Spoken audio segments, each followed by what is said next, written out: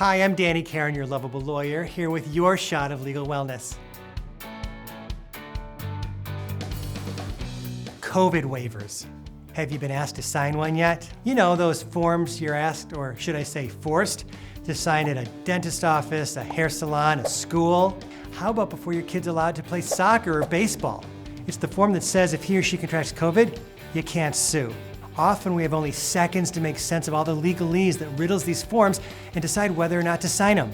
So let's discuss COVID waivers and what rights you actually do have. First, these releases, like general non-COVID releases that have been around forever, they do not provide businesses blanket immunity from lawsuits. Plus, in a lot of states, you have to physically sign a release if a business expects it to be enforceable. So for instance, let's say you walk into a store, there's a COVID release posted above the door, on the wall, those likely won't count. How about if somebody besides you, say your grandma, contracts COVID? The waiver that you signed likely wouldn't apply to her. Why? Because she didn't sign it. How about when someone makes your kid sign a COVID waiver? Simply put, that one doesn't count.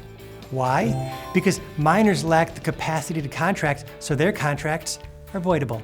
So here's the deal.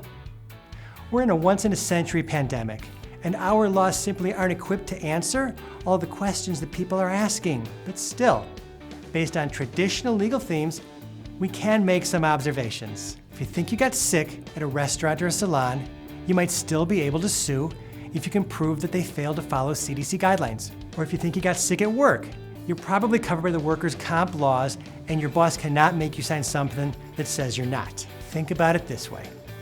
If a business is complying with all CDC guidelines, it shouldn't make you sign a waiver in the first place. But as we've seen, we can't count on that. So if you do sign one, and you think you can trace your sickness back to the business that made you sign it, you actually might still have a case. And that's your shot of legal wellness for today. If you'd like to learn more, please subscribe. Till next time, I'm Danny Karon, your Lovable Lawyer.